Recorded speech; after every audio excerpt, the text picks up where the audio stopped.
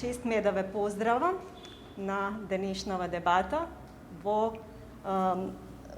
sakame da ga odbeležime denot na lisata so redki bolesti.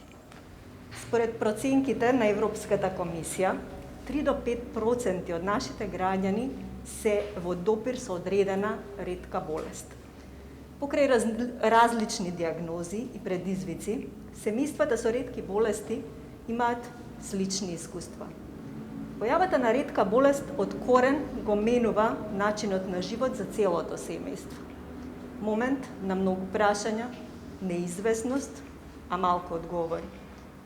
Pоради redkosta nasekva individualna bolest и дисперзията низ населението, експертизата и информациите се честопати оскудни. За повеќе од 95% од ретките болести се уште не постои регистрирана терапија. А и кога има, терапијата може да биде или тешко достапна, или скапа. Пациентите неретко се соочуваат со административни проблеми за остварување на правото на лекување и правото на социјална заштита. Често пати борбата со ретката болест е придружена и со борба со предрасуди, стигматизација, социјална изолација. Ретката болест може да го отежне пристапот кон повисоко образование, да ги намали или да представува пречка во одредени професионални можности. За лицата со ретки болести и за нивните семејства, животот со предизвик е секојдневна борба.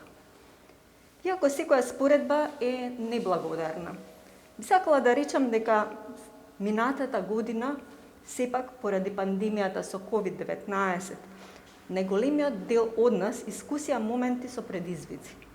Како човештво бевме соочени со непознат вирус кој што ги збунуваше научниците. Во новата реалност, сите ние треба да вложуваме многу повеќе напор, време и средства отколку порано.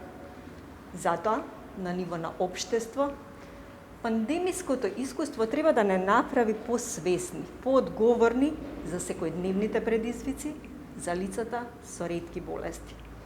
Да градиме емпатија, солидарност и почит кон овие наши сограѓани. Пациентите со ретки болести и нивните семејства се пример за храброст и борбеност.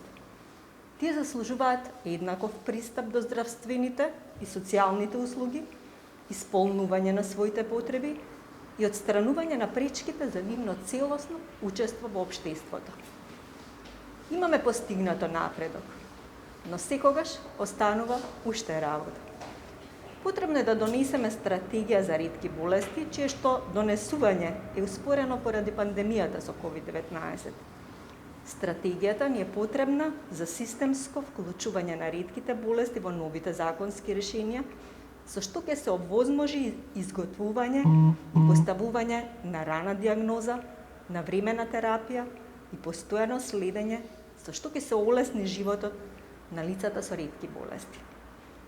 За навремено диагностицирање неопходна е достапност на ран скрининг за ретки болести, но и адекватно диспергирање на терапијата.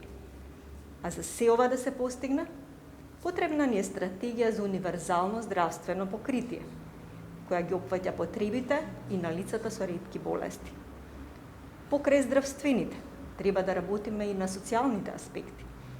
Пациентите треба да знаат дека не се оставени сами на себе, туку дека можат да се потпрат и на здруженијата на граѓаните, но и на институциите.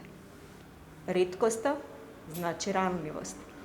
И токму нашиот однос кон ранливите зборува за карактерот на нашето општество.